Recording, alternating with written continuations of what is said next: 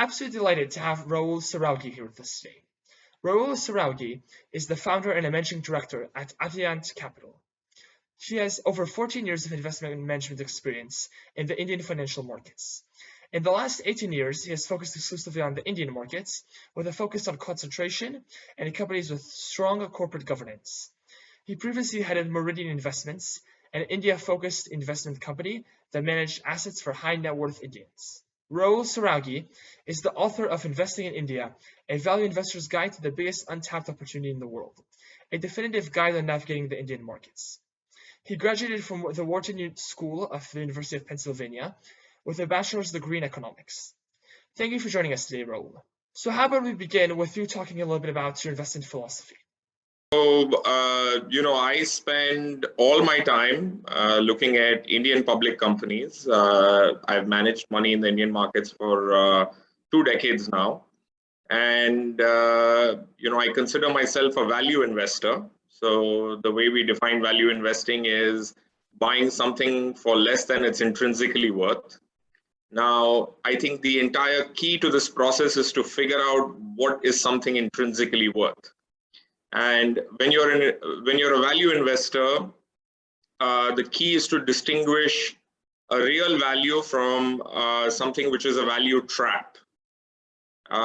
In my investing experience, what I found is that there are 2 characteristics that differentiate a value from a value trap. And those 2 characteristics are corporate governance and capital allocation. And those are the first 2 things that I look for in any investment. Corporate governance is a very broad and general term, but very, we narrow it down. And what we look for when we look for corporate governance is, does the management or do the owners of the company, the majority owners of the company, treat minority shareholders like equal partners? There are some who do, and there are some who don't. And, we don't have an activist philosophy. We don't go on boards of companies. We don't go and try to change how management thinks. We look for managements that get it to begin with. So as passive minority investors, if the people who control the company are not looking out for your interest, everything else doesn't matter. The outcome is going to be poor. It's going to be a trap. We many times find companies where the governance is very good, it's run by honest people, they run the business in the interest of minority shareholders, but may not necessarily be motivated by maximizing return on capital. Their capital allocation might be poor. They might be driven by expansion, growth, empire building, whatever have you. Yes, one could say that that's really not looking out for the interest of minority shareholders. So there's an element of poor governance. But, even if the governance checks out, if the business is not allocating capital well, then the outcomes can be poor over time. One very simple thing is, if they don't have reinvestment opportunities, they should be returning capital back to shareholders rather than accumulating cash, which earns, very low returns, let's say. Only once I'm comfortable with governance and capital allocation do I look for what the business opportunity and the business fundamentals are. So, we all follow Mr. Buffett, Mr. Munger, Phil Fisher, Ben Graham. So, we are well versed with the idea of moats, competitive advantages, durable franchises, so on and so forth. So that comes, in this bucket, in this filter, where I look at business fundamentals. So there are 2 things I look for. One is, how deep and big are the moats, how durable are they, and how large is the market opportunity. Once I look at the business, the next thing that matters is, as I mentioned at the start, that we want to buy things that are discount to what they're intrinsically worth. So the 4th thing that I look for is financial strength. Now, in financial strength, once again, there are 2 parts to it. One is the valuation, of course. You don't want to overpay for something. The outcomes can be poor. But also, I look for businesses that generate real cash earnings and don't need to constantly keep raising capital, don't carry excessive leverage, generate free cash, or if they have to reinvest capital, then it's a discretionary and opportunistic and not necessarily something that the business constantly demands. So once I get past financial strength, then the fifth and final thing that I look for is relative opportunity. So I run a concentrated portfolio. It's between 10 to 15 names. I believe that concentration is important, concentration through conviction. And, in this filter, I relatively evaluate what the name looks like relative to other opportunities available in the portfolio and in the market. So that's my investment philosophy in identifying potential investments. Some characteristics of investments that have worked well for me and some characteristics of investments that haven't worked well for me. And this is something that I'm realizing more as I look back on my 2-decade investment career. While it is important for management to allocate capital well, it is also important for management to have a growth outlook. I think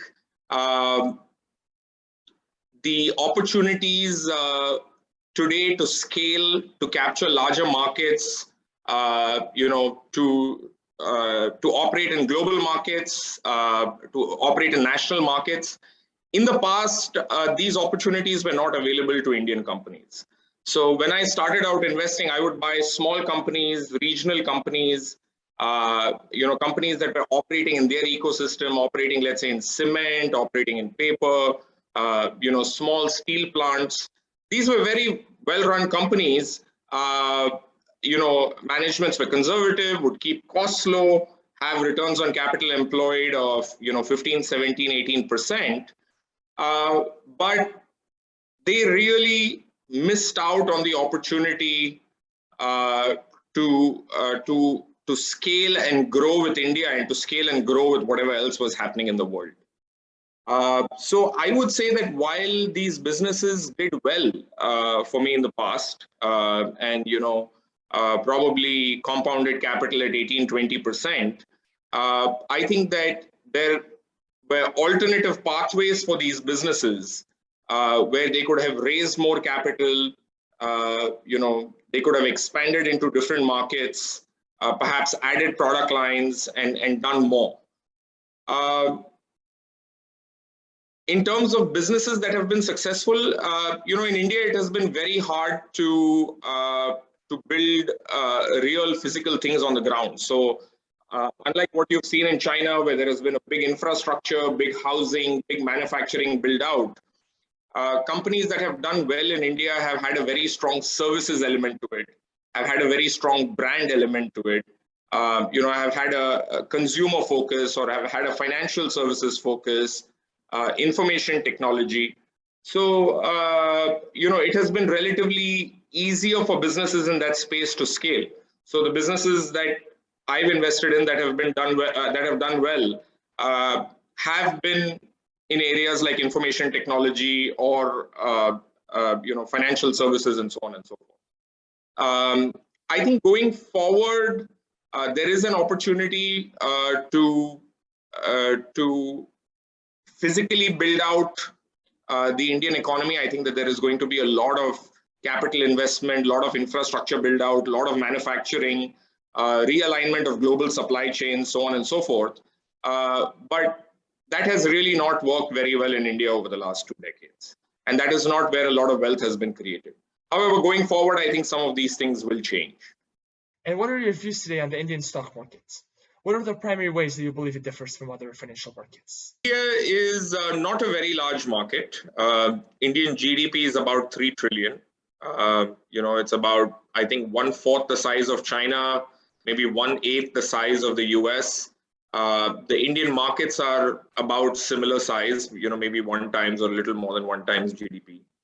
But the good and interesting thing about India is that it has a very vibrant and long history of public market investing. The Bombay Stock Exchange is one of the oldest stock exchanges in Asia. And more than that, I think the culture of minority equity investing is well established. It's, for the last 50, 60 years at least, people have invested, people have compounded capital, people have made money. So it's a very well developed ecosystem. India has a very strong chartered accountancy profession, very strong Companies Act, a market regulator, laws, rules, regulation, and thousands of listed companies. It's a little bit like a microcosm of the US in that sense. So you have every sector of the economy represented, and there is a universe of companies that get it, and there is a universe of companies that don't. And it's our job to find the ones that will probably create wealth and compounding over time. And how did you initially become interested in investing? It was happenstance. I've been interested in economics. I've been interested in the theory and the science of money. When I was in college, I spent a lot of time studying monetary economics. The Austrian School of Economics, Keynesian economics, and the whole idea of sound money. Keynes's whole idea of the general theory and spending to grow and that whole philosophy. I didn't know much about value investing and the financial market. So, in my summers, I started spending time with my mentor, a gentleman by the name of Mr. Govind Parekh. He's done very well for himself. He's a broker dealer in the Indian markets. And, he's a little bit of a speculator, a little bit of a value investor. So I started spending a lot of time with him, and I just started reading books. I think the first book that I read was about Buffett, was The Making of an American Capitalist. So that was the first book. It was very interesting. I started reading about him. I got hooked, and then I discovered Munger, Fisher, Intelligent Investor, and I've enjoyed reading when a subject interests me or fascinates me. I kind of keep digging deeper, and that's how I started out in investing. When I started investing, there was a big technology, media, and telecom boom, or the TMT boom of 99, 2000. And, when I started investing in some Indian software companies with small sums of money, I made like 20x, 30x returns in a year's time. So, you're a young kid, you get into the markets, you think you have the Midas touch, and then everything else collapsed after that. So I think the real learning happens when you lose money, and when you lose your own money. That's very hard. So that's how I got started. That's how I got interested in investing, and then one thing led to the other. Absolutely. And could you please speak a little bit about your portfolio turnover and thoughts on diversification? I think in the words of Mr. Munger, a portfolio of 5 is enough diversification. And I think that he said that there are times when it would make sense to put 75% of your portfolio into one investment if an opportunity of that kind presents itself. While I don't think in those extreme terms about concentration, I definitely don't believe in what is on the other side called Noah's Ark investing, which is 2 of everything. I think that while it is prudent from a risk management perspective to have a portfolio and to diversify, the more names that you have in a portfolio, the more your performance is going to start replicating the market averages. That is just the law of mathematics. It's just the law of averages. I find that 10 to 15 portfolio names is a sweet spot for us. At that size, when we are right about a particular name, it has the ability to move the needle and do something for us. However, what I find is that investors often do not concentrate because they don't have sufficient conviction in the underlying. So I think to be able to concentrate, you have to, do your research, get to know the underlying investment opportunity, and truly manage risk there before you can concentrate. So that's what I feel about diversification and concentration. Yeah, that makes sense. What industries do you think are most within your circle of competence, and what industries do you tend to avoid? There are definitely industries where we have done more and understand better than some other industries.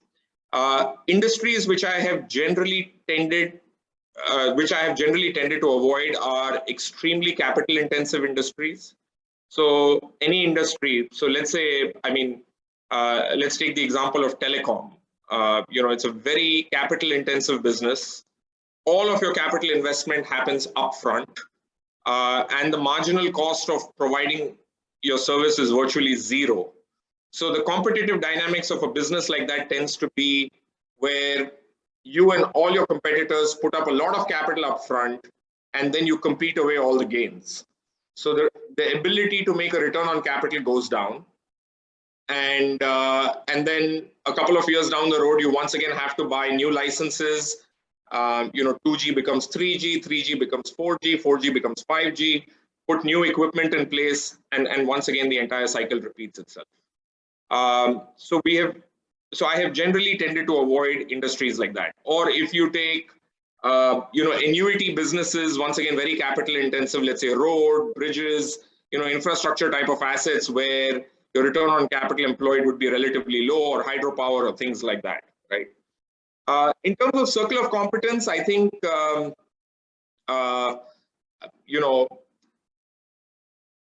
we understand. Okay, so let me explain it this way. We invest in information technology, we invest in pharmaceuticals, we invest in consumer brands, we invest in financial services.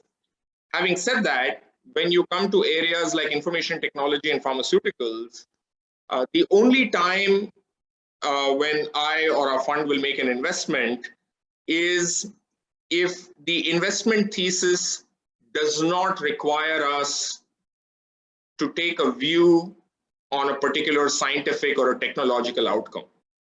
So if we are investing in a pharmaceutical company and we need to understand what are the regulatory possibilities, or drug discovery pathways, or a particular competitive positioning on a drug, or a particular efficacy of a drug, we are way out of our league. That is in the too hard pile, that is outside our circle of competence. On the other hand, every now and then an opportunity will come up in that space where things that are known are not priced fully, things are available at a discount, and there are unknown upsides which are available to you as free options. In such a situation, we will go in and invest in a company like that. And the endeavor to learn about more businesses and expand that circle of competence is constant. But to sum it up, I think capital intensive businesses with low potential returns are not an area of high interest for us. Yeah, absolutely. That makes sense. And do you use either quantitative or keyword screeners? And if yes, how so? And when you are looking for ideas, to generate ideas and things to research, you don't want to be eliminating things at that stage. So, whether it is financial screeners, whether it is new screeners, whether it is investors that you coattail, investors that you respect, particular policies that may be happening, trends that you're seeing in the world. Let's say, you think video gaming or gaming is something which is growing. At the idea generation stage, we probably will take that entire universe of companies and put it into our research funnel.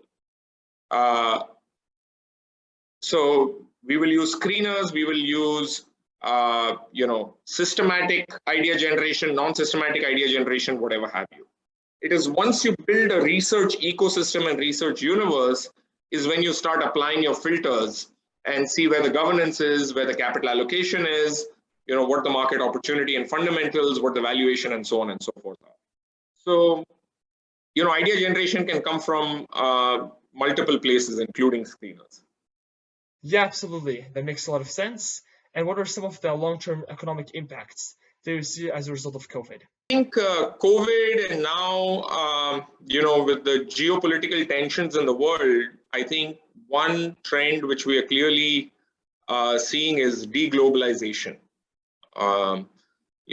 We had a period of 30 years almost from the early 1990s until 2020 when the direction of international trade was one way. Supply chains became longer, they became more complex. There was a lot more offshoring, a lot more outsourcing. But COVID and geopolitical tensions have changed that. You're seeing more countries put restrictions on export. That results in a cascading impact. When one country does it, another country is forced to do it.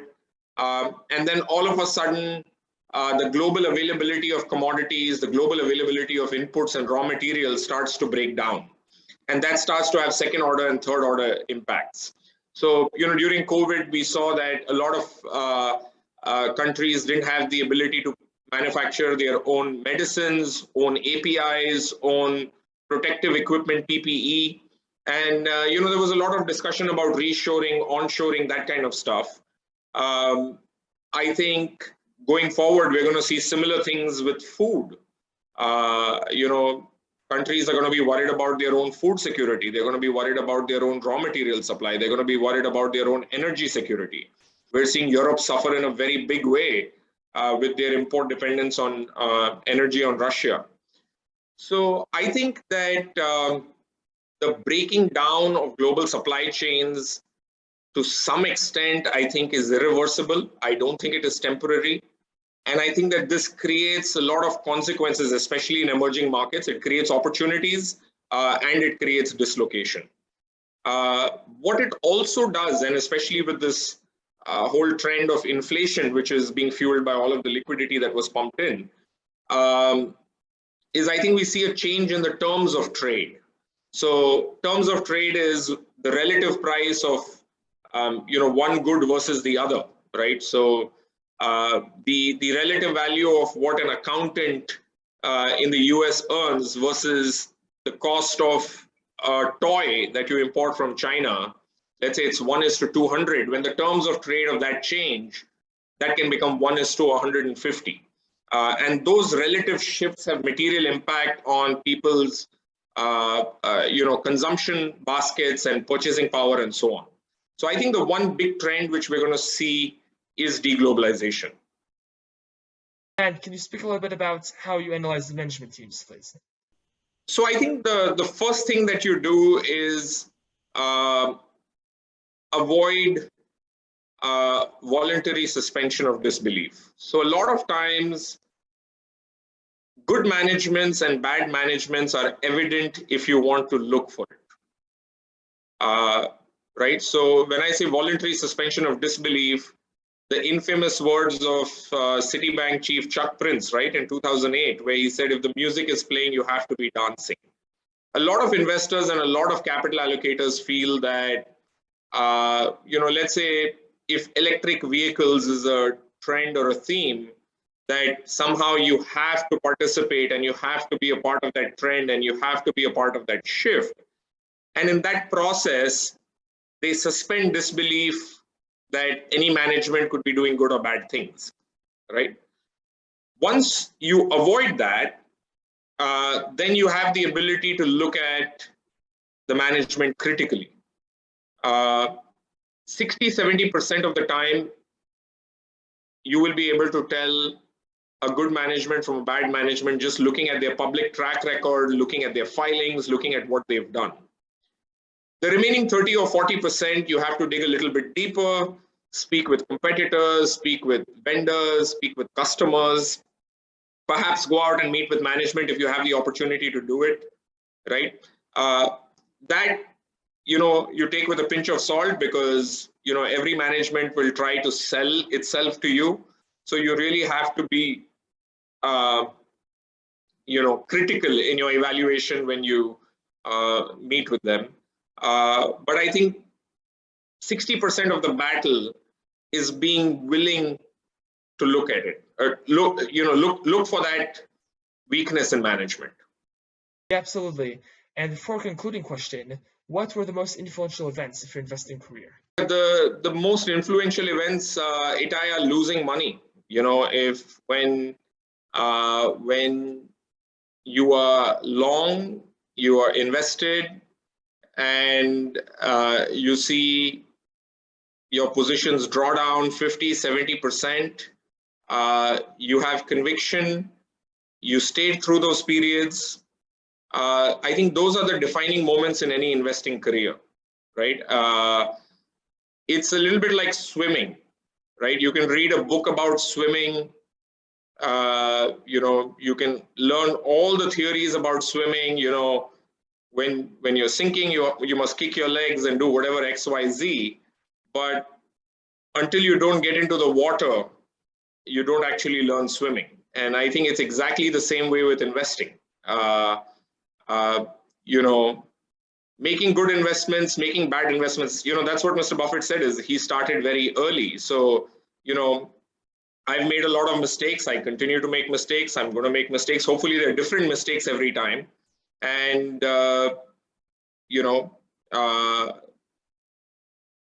you learn from those mistakes, and you keep moving forward. Thank you so much for taking the time out of your busy schedule to speak with us today. It's been a pleasure. Pleasure speaking with you. Thanks.